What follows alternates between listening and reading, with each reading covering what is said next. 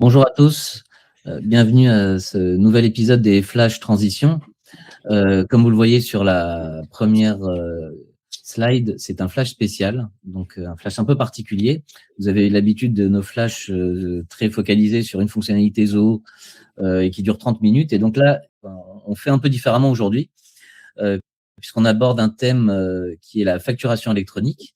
Donc thème qui semblez tous très très intéressés par ce thème, thème qui vous passionne, puis au vu du nombre de mails que vous nous envoyez pour avoir des informations. Et donc les deux particularités de ce flash, c'est qu'on le fait avec notre partenaire Synapsys, et c'est un flash qui va durer 1 heure, parce qu'il y a quand même beaucoup de choses à dire. Et donc voilà, je suis accompagné aujourd'hui d'Arnaud Lecoeur et de Vivien Bouffard de Synapsys, qui donc vont vous présenter leurs solutions. Le sujet dont on va parler, alors oui, avant ça, peut-être quelques rappels pour l'ensemble de la présentation. Donc les micros sont coupés, vous pouvez poser des questions dans l'onglet Q&A et on répondra à la fin, mais si on peut y répondre pendant, on y répondra aussi pendant la présentation. Pour rappel, moi je suis Guillaume Lévy, associé fondateur chez Transition. Et donc aujourd'hui, pourquoi est-ce qu'on fait un focus sur la facturation électronique? Vous en entendez tous parler. Vous connaissez cette obligation légale à partir de septembre 2026. Et vous avez tous beaucoup de questions sur quid de Zoho et de la facturation électronique. Donc, avant de laisser la main à Arnaud pour la présentation de leur solution Synapsys, je voudrais juste donner un état des lieux de ce que l'on sait sur Zoho et la facturation électronique, en toute transparence, et de ce que Zoho nous dit. Donc, aujourd'hui, Zoho nous assure qu'ils seront prêts en septembre 2026 pour la facturation électronique. Et donc, ils sont en train de mettre en place une intégration avec une plateforme agréée qui sera donc liée à Zoho. À ce jour, nous n'avons pas d'informations beaucoup plus détaillées. Voilà, ça fait longtemps qu'on essaye d'avoir des détails, mais à ce jour, nous ne savons pas encore quelle plateforme agréée est choisie et exactement comment cela fonctionnera. Mais en tout cas, ils s'engagent à être prêts. Néanmoins, nous, avec Synapsys, on souhaite vous présenter une solution d'intégration déjà opérationnelle aujourd'hui. Il faut qu'on puisse vous donner, enfin pour tous nos clients, on veut pouvoir apporter des solutions. Et donc, voilà, Synapsys en est une. Alors après, voilà, il y aura une solution Zobooks, mais là, on a quelque chose de complet déjà dès maintenant, sans doute peut-être plus complet que ce qui arrivera, et qui vous donne en tout cas un large choix sur la mise en œuvre. Et donc, voilà, je vais passer la main maintenant à Arnaud qui va rentrer dans le détail de leur solution intégrée à Zoho. Merci beaucoup, Guillaume. Bonjour à toutes et à tous. Merci de participer à ce webinaire. Je suis Arnaud Lecoeur, avec Vivien, qui est également présent. Nous sommes cofondateurs d'une société qui s'appelle Synapsys, qui est un éditeur de solutions de facturation électronique. La présentation qu'on a prévu de faire, oui, on parlera de solutions intégrables dans Zobooks et qui sont opérationnelles dès aujourd'hui, mais on a prévu aussi de faire pas mal de rappels sur les généralités de la facturation, des grandes lignes des obligations, et également de focaliser sur le processus d'abord de réception et le processus d'émission des factures. On prévoit à peu près 45 minutes pour dérouler la présentation. Pour se garder un peu de temps pour des questions-réponses, je vous propose de poser vos questions au fil de l'eau et on y répondra à la fin. Les slides que je présente seront diffusés par Transition, par Alexandra à l'issue de ce webinaire. Donc voilà, trois parties me concernant, généralité de la réforme, réception, plan d'action et solution, émission, plan d'action et solution. Alors, si on rentre dans le vif du sujet de la réforme, on est, pour parler calendrier, à 5 mois de l'entrée en vigueur de cette réforme.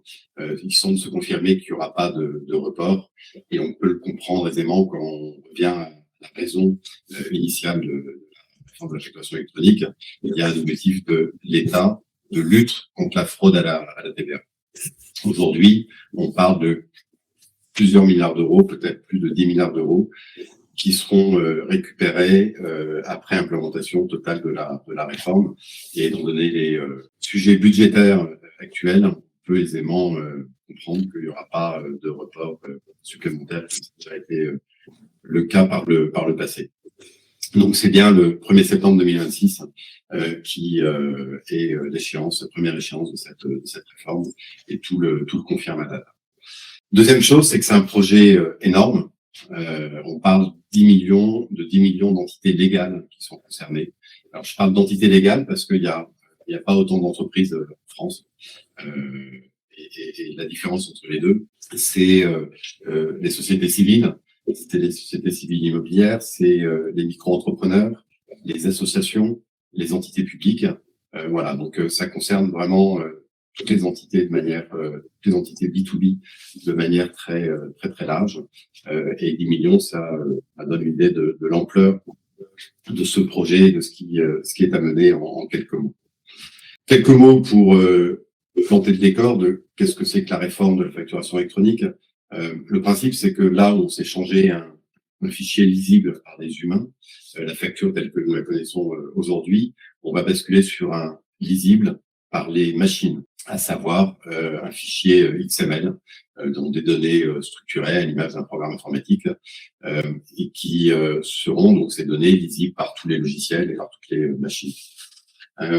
Deuxième chose, c'est que on ne s'échangera plus directement la facture du fournisseur vers le client, on passera par des intermédiaires qui sont des plateformes agréées. Je vais revenir là-dessus. Pour être complet sur la réforme, il ne faut pas parler que de e-facture ou de e-invoicing ou de facturation électronique. Il y a tout un pan qui est très important, qui est le e-reporting, et qui donne le reste de la photo à l'État pour calculer la TVA. La cible de la réforme, c'est de dupliquer finalement ce qu'on connaît dans les déclarations d'impôts avec des revenus qui sont pré-remplis. L'objectif, c'est que en termes de TVA pour les entreprises, on ait un pré-remplissage des documents. Pour cela, il faut toutes les informations, tous les échanges entre entités B2B domestiques, mais également tout le reste. Tout le reste, c'est les ventes B2C, c'est les ventes à l'international, c'est les encaissements, c'est les achats à l'international, et ça, c'est l'objet du e-reporting.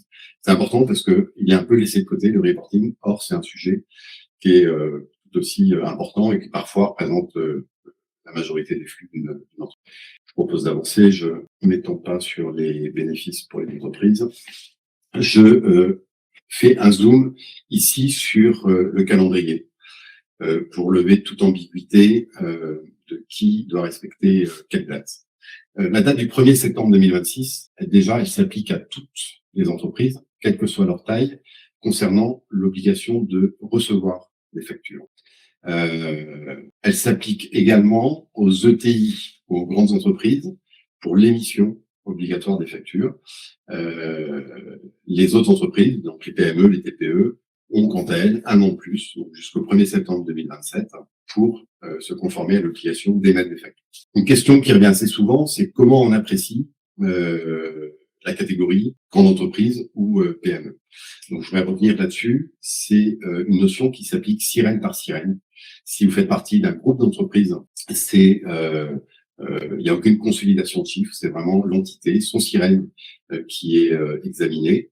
Et il y a 3 critères qui sont regardés. L'effectif par rapport à un seuil de 250 personnes, le chiffre d'affaires par rapport à un seuil de 50 millions d'euros et le bilan par rapport à un seuil de 43 millions d'euros. Et si 2 des 3 critères sont au-delà du seuil, alors vous tombez dans la catégorie grande entreprise et vous avez l'obligation d'émettre et de recevoir au 1er septembre 2026. Donc ça veut dire qu'on s'apprête à vivre une période de biseau où à partir de dans quelques mois, on recevra un mix de factures traditionnelles et de factures électroniques pour basculer totalement au-delà du 1er septembre 2027 sur un 100% facture électronique. Pour poursuivre la présentation de cette réforme, il y a un schéma qui permet d'avoir une vision globale des principes de la réforme. Je voulais partager avec vous. C'est un schéma qu'on appelle le schéma en Y, où on voit qu'il y a 5 acteurs principaux dans cette réforme. Donc, on trouve le fournisseur, le client à gauche et à droite. On trouve au centre, en bas, l'administration fiscale. Et on trouve enfin une nouvelle catégorie d'acteurs qui sont des plateformes agréées, qui sont des entités privées qui ont obtenu l'agrément de l'administration fiscale pour transmettre les flux de facturation et les flux de e-reporting entre acteurs économiques et auprès de l'administration fiscale. Alors, si on prend un schéma nominal de transmission de facture, le fournisseur, on va dire qu'il est l'utilisateur de ZooBooks, il va émettre une facture X à partir de son logiciel. Il va la déposer dans sa plateforme agréée d'émission qu'il aura choisie. La plateforme agréée d'émission va lire le document et lire une donnée qui est obligatoire, qui est l'adresse de facturation électronique. Avec cette adresse de facturation électronique, je reviendrai dessus après plus en détail, il va interroger l'annuaire géré par l'administration fiscale, géré par le PPF, l'annuaire central, et il va recevoir l'information qui permet de savoir quelle est la PA de réception choisie par votre client. Il va transmettre le document à la plateforme agréée de réception. La plateforme agréée de réception, quant à elle, vérifie le document, vérifie qu'il est conforme techniquement et le transmet au client.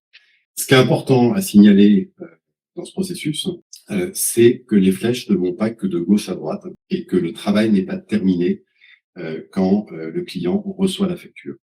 Il y a également tout un schéma de transmission d'infos qui est prévu de droite à gauche. En particulier, le client peut être amené à refuser la facture.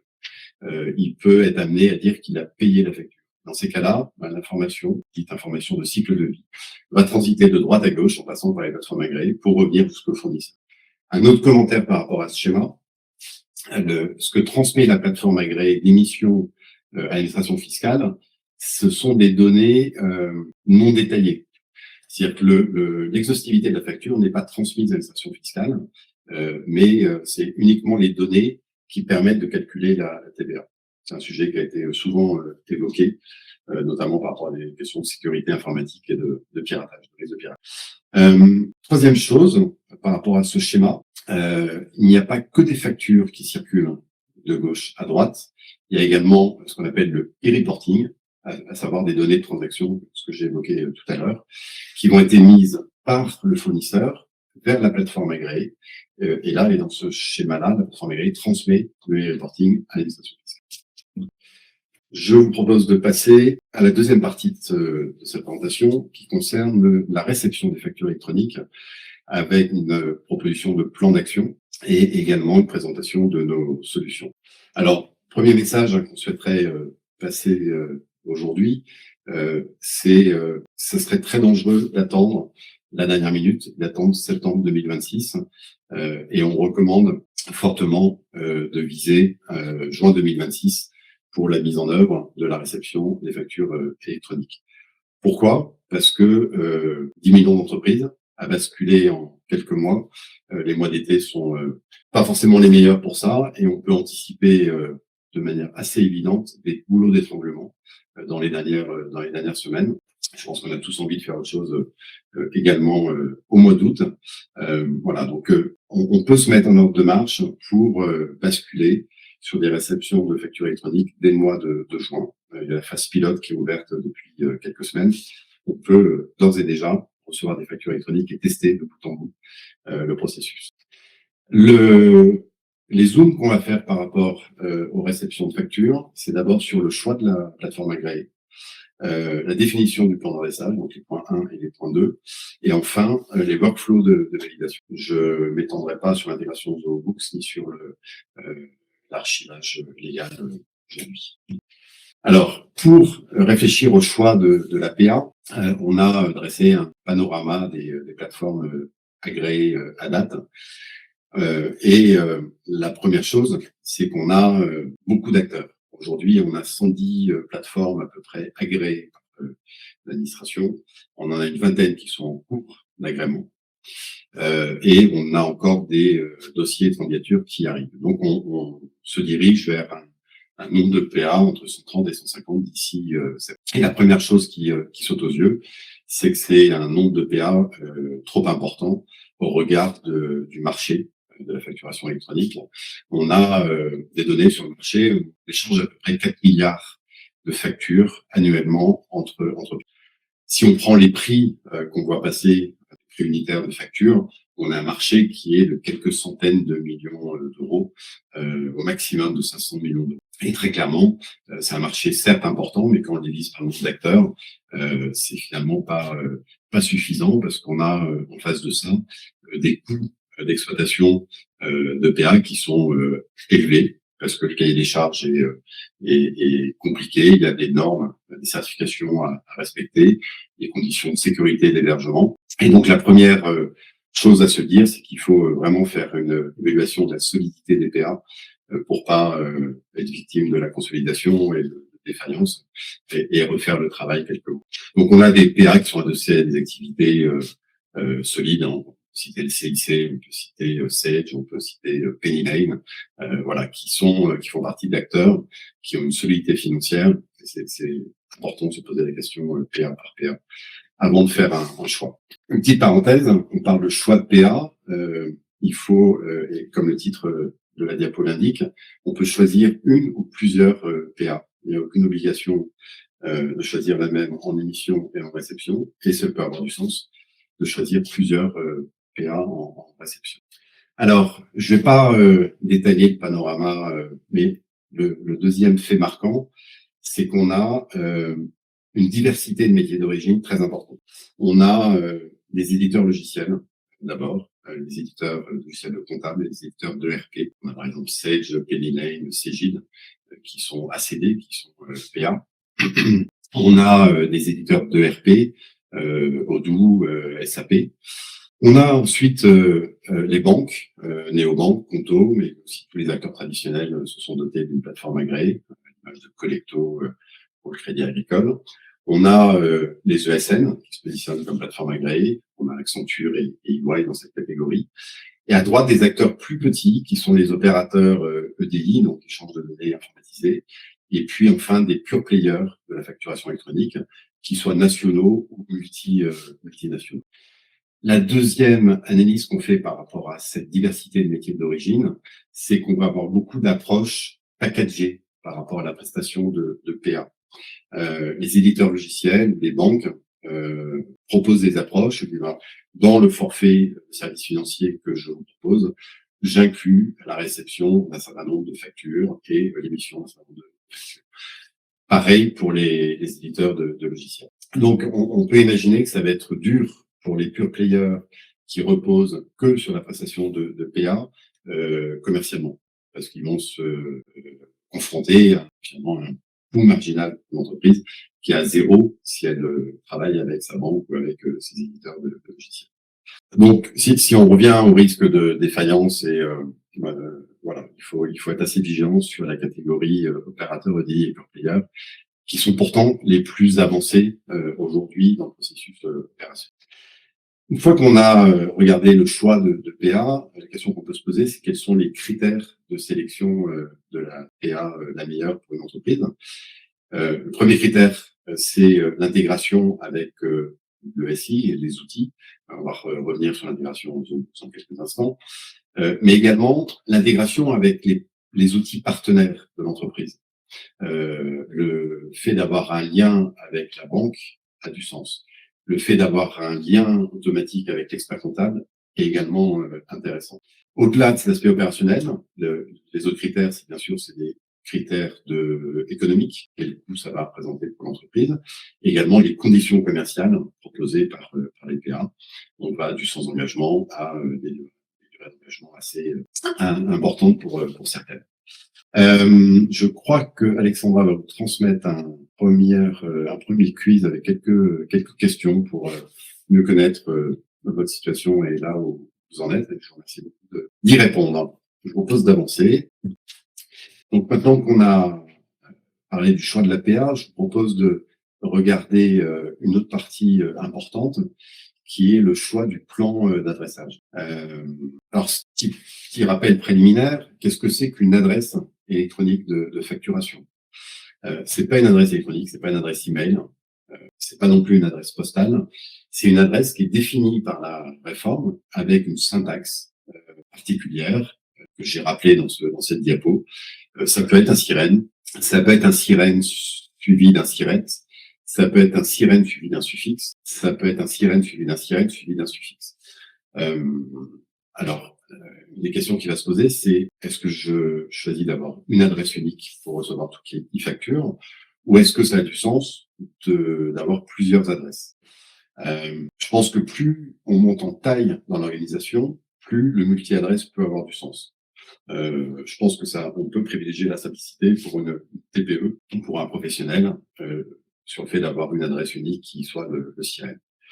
Pour des entreprises plus grosses, ça peut avoir du sens de scinder les flux par géographie, c'est-à-dire par agence, par organisation BU, par logiciel. Je vais prendre l'exemple d'une ETI avec laquelle on travaille, qui utilise Sage pour ses achats techniques, qui utilise Zendoc pour ses achats généraux et qui utilise Spendesk pour ses notes de frais. Le choix le plus naturel pour elle, c'est de travailler avec les PA qui sont nativement connectés dans ces outils-là.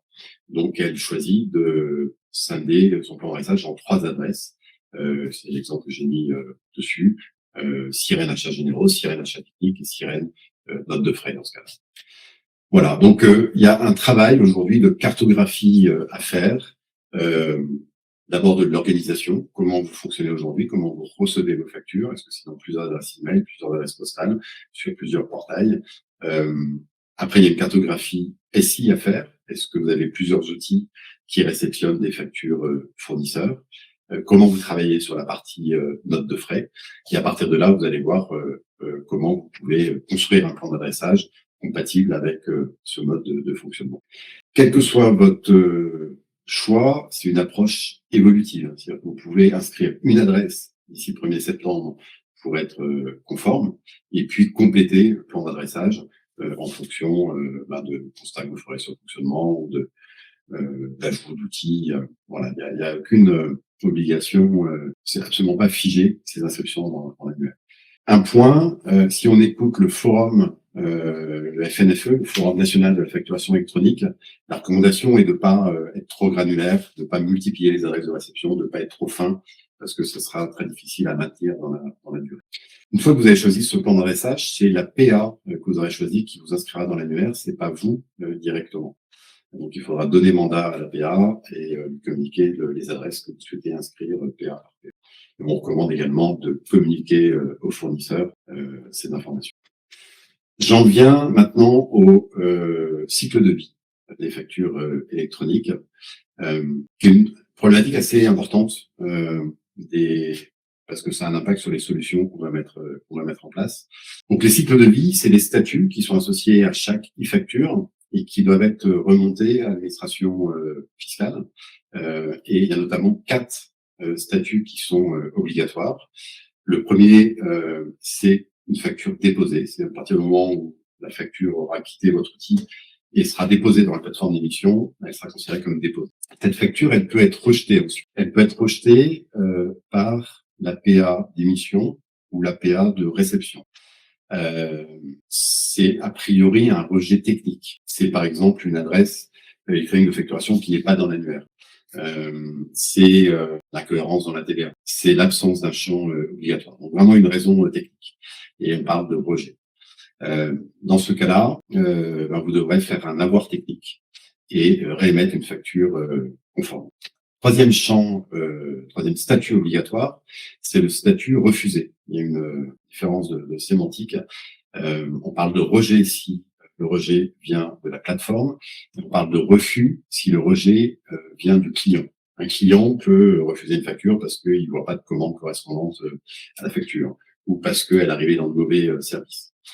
Dans ces cas-là, vous recevrez l'information du refus et vous devrez également faire un avoir, cette fois-ci le transmettre au client pour annuler la facture et réémettre une facture correcte.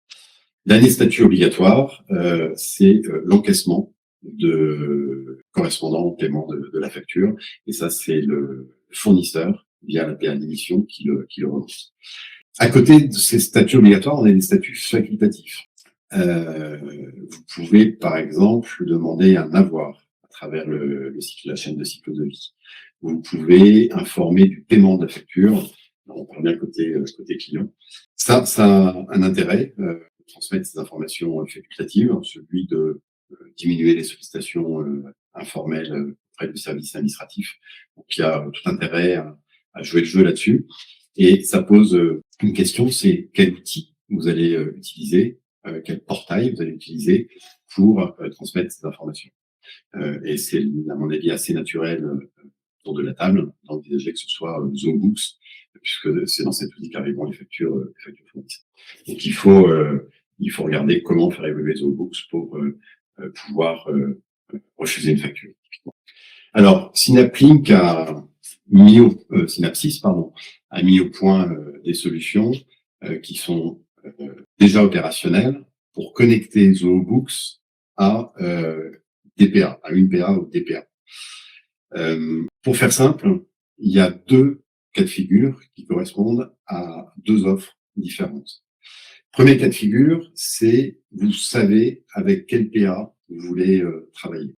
Vous travaillez par exemple avec Penny Lane pour votre comptabilité, ou votre expert comptable travaille avec Penny Lane pour votre comptabilité.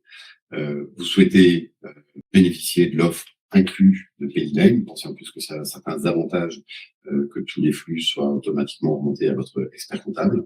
Vous allez dire, voilà, mon souhait, c'est de faire parler mon ZooBooks avec la PA Penny Lane. Autre cas de figure, vous êtes client de Conto. Conto a une offre qui vous semble attractive et bien intégrée avec les paiements et vous allez me demander de connecter ZooBooks à Conto. Donc ça, c'est une offre qu'on appelle connecteur qui aujourd'hui fonctionne avec 6 PA. Vous avez la liste à gauche, donc Chaintrust, Cidali, PDA, Conto, Sage et Super PDP. Elle est opérationnelle. Vous payez un forfait de 49 € par mois et en parallèle, la prestation de PA est gérée entre vous et la PA directement. Vous recevez deux factures, une facture de Synapsys et une facture de la PA qui peut être packagée avec notre prestation. La deuxième solution, c'est le cas de figure où vous n'avez pas de prérequis ou d'attente particulière par rapport à la plateforme agréée. Vous dites, je veux juste être conforme. Je continue à utiliser ZooBooks pour la facturation.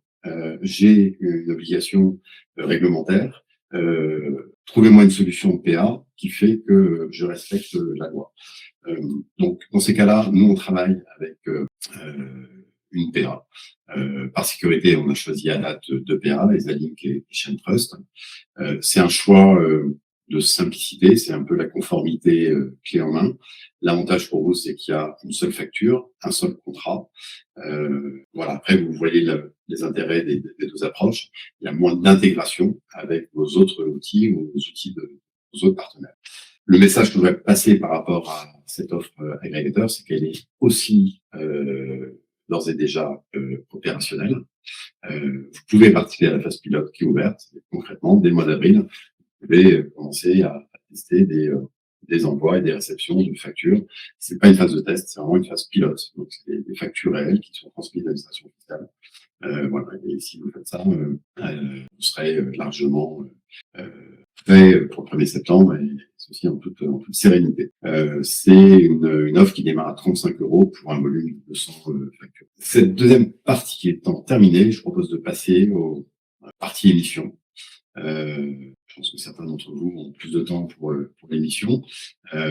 Néanmoins, il y a certaines actions qui méritent d'être menées dès aujourd'hui à des fins de préparation.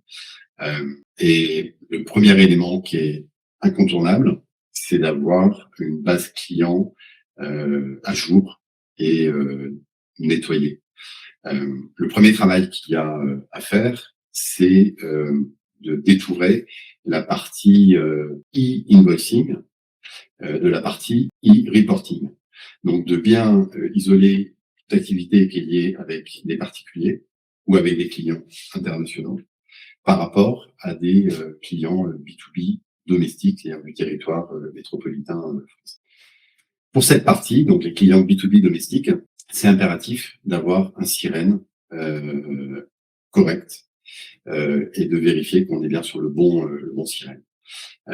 Pourquoi? Parce que pour qu'une facture X soit acceptable et qu'elle soit utilisable par votre PA d'émission, il faut qu'elle ait une adresse électronique de facturation. Et pour avoir cette adresse électronique de facturation, vous devez connaître le sirène de l'entreprise de manière 100% sûre. Pour cela, un certain nombre d'outils existent. Je pense que Transition pourra peut-être revenir sur l'outil qui propose, un plugin qui permet de synchroniser sa base avec... Je reviens juste effectivement pour apporter, faire la petite pause publicitaire. Mais en fait, effectivement, peut-être que vous l'avez vu dans un précédent flash, on a une extension, une widget qui permet de compléter, de mettre à jour ou de créer des clients en récupérant directement les informations, sirène, sirette, adresse postale, etc. et beaucoup d'autres informations. Voilà, ça va être disponible prochainement sur une plateforme que vous pourrez prendre ou souscrire directement. Mais voilà, si vous avez, enfin, c'est pas l'objet de la présentation là, mais si vous voulez en savoir plus, n'hésitez pas à revenir vers nous. Je laisse la main. Merci. Donc, une fois que ce travail est fait, beaucoup d'entreprises commencent à utiliser un site de facturation pour s'adresser à leurs clients en disant voilà, pour établir cette facture, voilà le sirène qu'on a utilisé. Merci de vérifier, est-ce que c'est bien bon, et si c'est pas bon, merci de revenir vers nous pour nous indiquer lequel utiliser. On encourage à faire ça finalement le plus tôt possible, puisque il faudra de toute manière y passer. Une fois que vous avez cette base sirénisée proprement et totalement, il faut partir à la recherche de l'adresse électronique de facturation. Et ça, l'outil de référence, c'est l'annuaire DGFIP, l'annuaire de facturation électronique. Et vous allez avoir plusieurs cas de figure quand vous allez interroger l'annuaire. Il y a d'abord des cas où vous n'allez pas trouver le sirène dans l'annuaire. Ça peut arriver, par exemple, avec une association qui a un sirène, mais qui n'est pas assujetti à la. Dans ce cas-là, vous devez basculer ce client dans le périmètre B2C international, le périmètre e-reporting. Vous allez avoir ensuite un cas de figure qui est le sirène est bien dans l'annuaire, par contre il y a 0 adresse de facturation. Et là-dessus, surtout dans les mois qui viennent, ce cas de figure, je pense que c'est très minoritaire.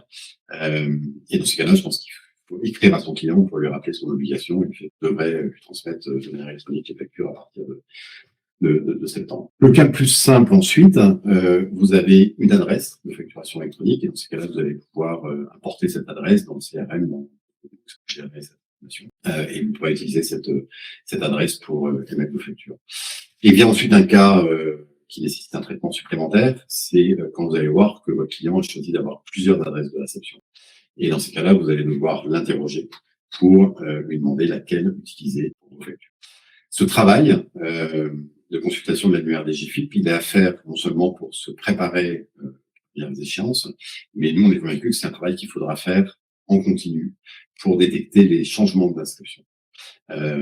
Les entreprises vont évoluer, elles vont peut-être changer de PA, elles vont peut-être changer leur organisation, elles cèdent des activités, elles en rachètent d'autres, et à chaque moment, ils vont adapter les inscriptions annuaires. Et ce qu'on pense, c'est qu'il faut détecter les changements avant d'émettre une facture pour que la facture ne soit pas rejetée. On peut quand même anticiper des rejets, des refus importants pendant les premiers mois qui vont suivre la mise en place de la réforme. Je pense que c'est quelque chose à anticiper côté organisation. Mais en tout cas, on est convaincu que plus on travaille la base et la synchronisation avec l'annuaire, moins on aura de rejets. Des rejets, c'est 2 conséquences négatives. C'est les coûts administratifs, faire un avoir, refaire une facture, puis c'est également des retards de paiement. Le processus, finalement, n'aura pas commencé, le client n'aura pas reçu sa facture, tant qu'elle sera rejetée. Par rapport à ce besoin, on a développé un outil qui s'appelle Vigi6, qui permet de synchroniser la base client, qu'elle soit dans CRM, dans OCRM, dans ZooBooks, automatiquement avec l'annuaire. Aujourd'hui, l'annuaire est disponible pour les entreprises qu'à travers un portail et pour des consultations unitaires, ce qui est bien entendu impraticable pour la plupart de nous.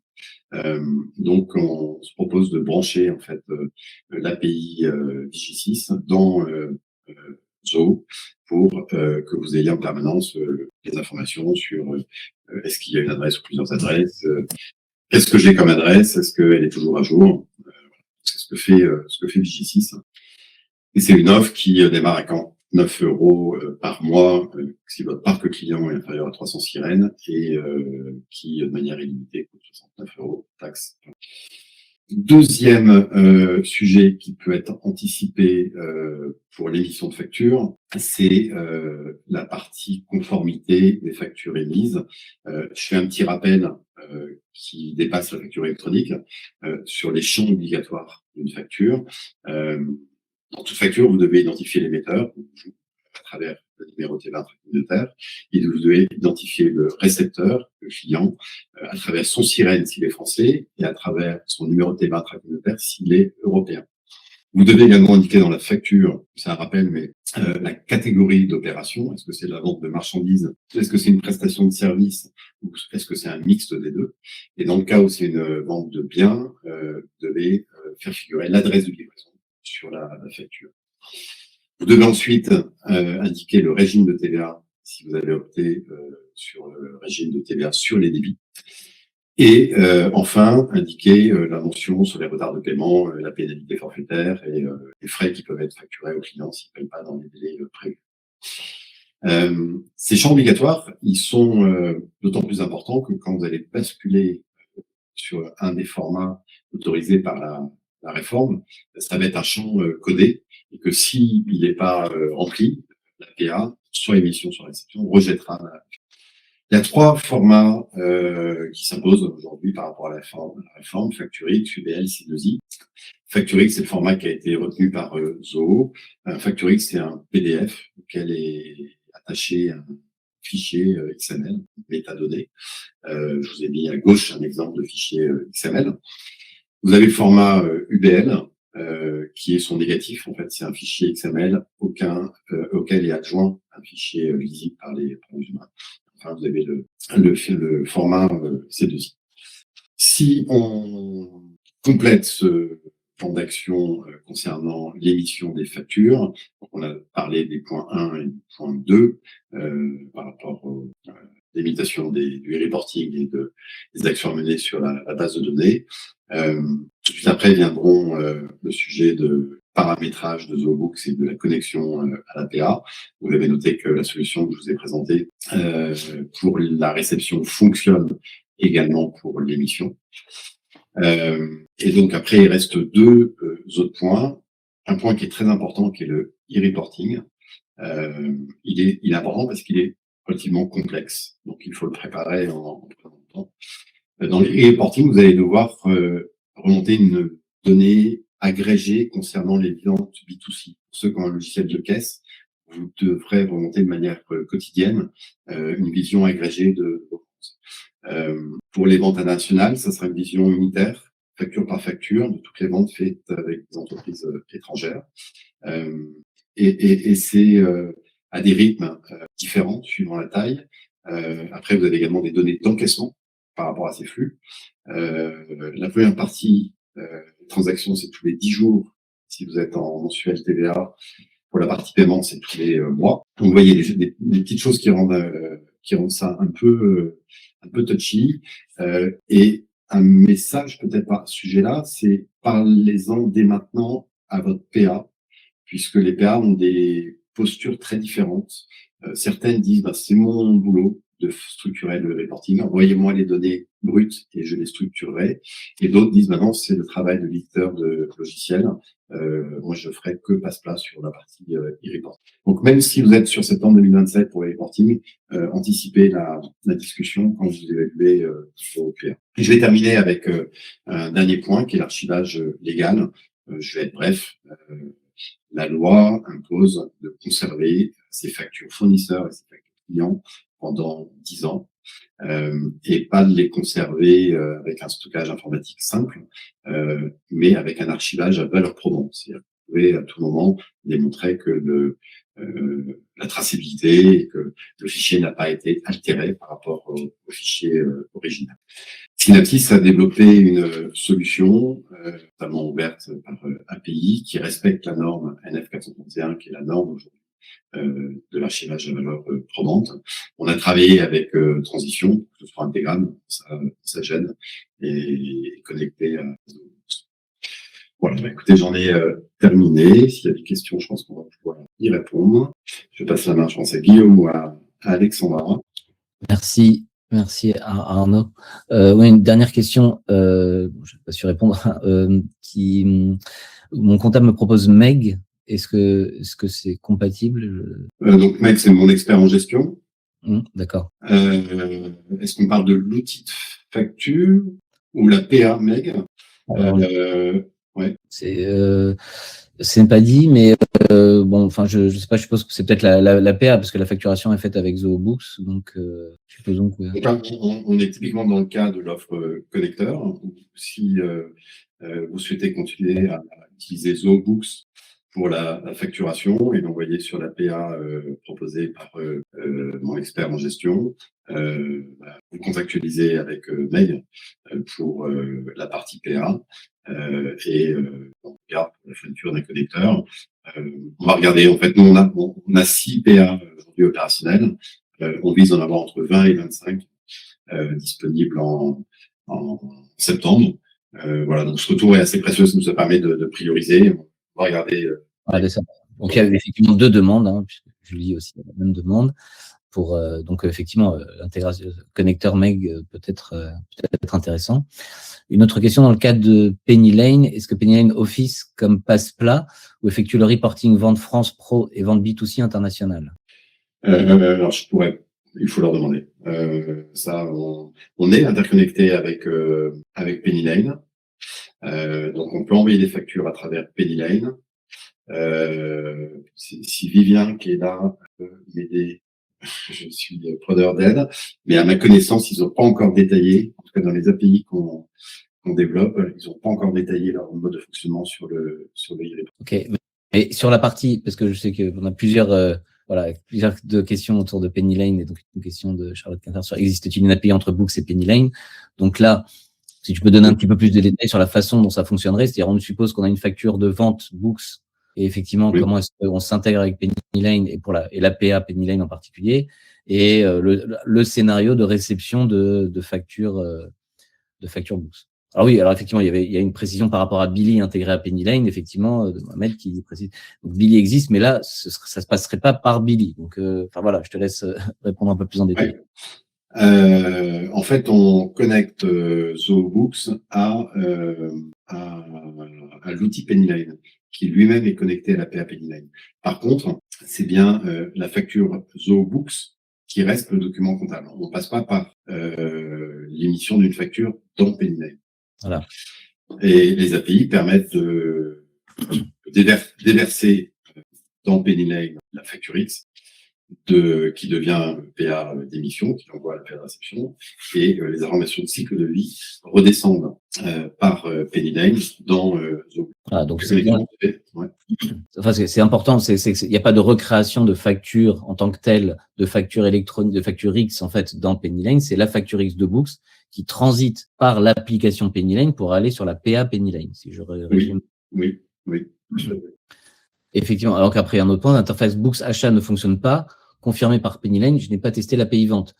Alors, ça, c'est je suppose que c'est pour la récupération des factures fournisseurs. Dans l'autre flux, voilà, quel serait le scénario, en fait, dans ce cas-là? Donc, une facture qui arriverait sur la PA Penny Lane.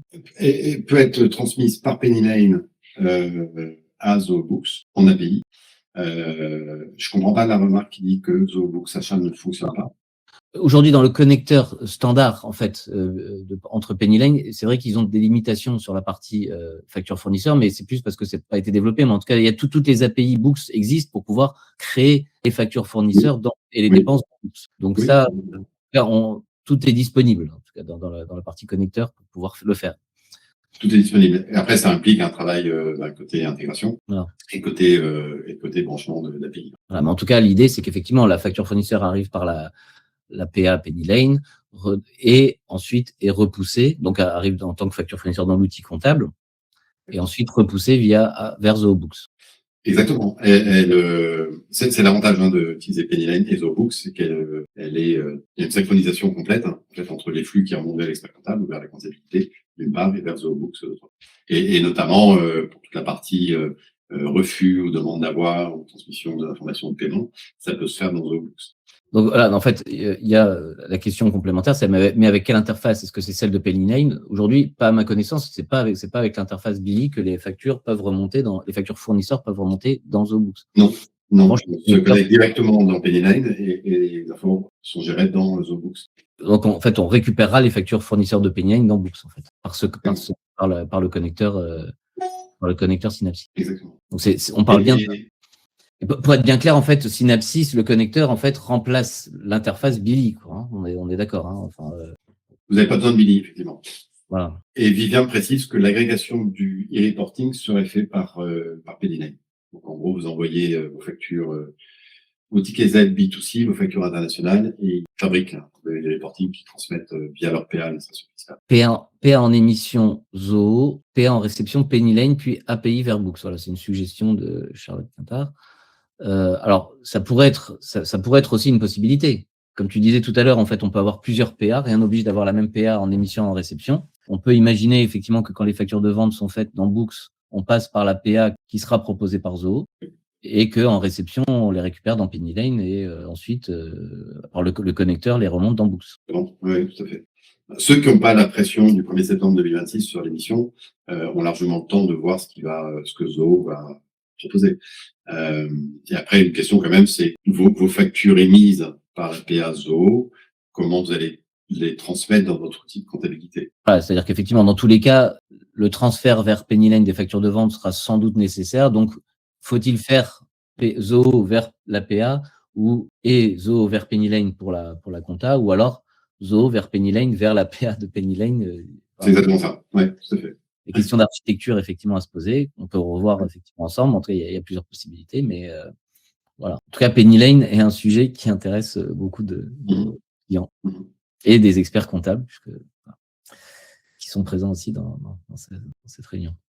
Ouais, Penny Lane est un acteur qui est assez ouvert en termes d'API. C'est assez, ça fait en partie leur approche. Je veux dire, moi, j'expose des API et comme ça, on automatise l'échange de flux avec le maximum de logiciels métiers. Très bien. Est-ce qu'elles seront par défaut et obligatoires dans Books? Alors. C'est très bien que Books. Ouais, je te laisse, Guillaume. Oui. Alors ça, sur cette partie-là, on a encore des inconnus sur ce que fera Books en standard. C'est-à-dire que là, je dirais malgré même nos relances, etc., sachez qu'on insiste beaucoup auprès de Zoho pour avoir des informations et pour les pousser à donner des informations le plus tôt possible. Mais donc, peut-être qu'il y aura sans doute dans l'implémentation facture électronique des champs qui deviendront obligatoires. Ça a été assez fréquent qu'il y ait des choses que quand il y a des nouvelles règles, il y ait des champs obligatoires qui sont rajoutés. En attendant, enfin, si on passe pas par leur système de facturation électronique et qu'on passe par Synapsys, ce sera aussi à nous de mettre en place la configuration nécessaire pour qu'on ait les bonnes données au bon moment. Typiquement, aujourd'hui, et tout dépend aussi de l'usage. On a certains clients qui n'utilisent que Books et qui n'utilisent pas Zoho CRM, et donc effectivement, ce sera là vraiment la source de vérité. Enfin, il faudra que là, on ait les bonnes données bien renseignées dans Books. Pour d'autres clients qui utilisent CRM, peut-être il faudra faire en sorte que dans le process, les données soient le plus propres dès le CRM et ensuite synchronisées avec Books.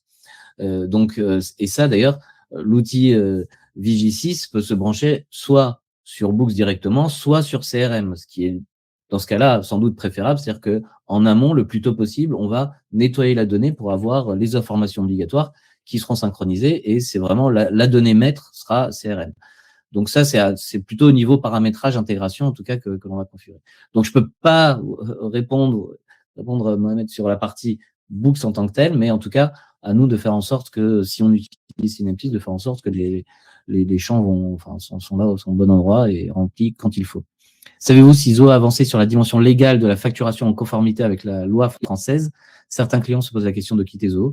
Donc, on a aussi relancé Zoho sur ce point-là. En tout cas, il y a une certification qui est en cours. Et donc, ils sont couverts pour l'instant. Ils sont dans les périodes légales de travail sur cette partie certification. Donc là, c'est clairement en cours dans le message, et ils sont dans les temps par rapport au travail en cours et à la certification. On a un document de l'AFNOR qui montre qu'effectivement, ils ont un document de l'AFNOR qui montre qu'ils sont couverts, en tout cas, sur ce travail-là. Donc là, c'est pas une raison, en tout cas, suffisante. On peut comprendre les inquiétudes sur certains points, mais en tout cas, voilà, ils sont dans la légalité aujourd'hui, il n'y a pas de doute. Voilà, je pense qu'on a fait le tour. Mais sinon, n'hésitez pas, vous aurez un petit sondage aussi après. N'hésitez pas à nous recontacter. C'est un sujet compliqué, tout le monde se pose des questions, etc. Donc, on est là pour vous répondre, enfin, soit nous, soit Synapsis, et on travaille conjointement pour essayer de vous apporter les meilleures solutions et pour vous rassurer, en tout cas, sur pour un démarrage serein au niveau de la facturation électronique. Merci beaucoup, Arnaud, et bien pour cette intervention. Merci à vous tous. À très bientôt. Au revoir.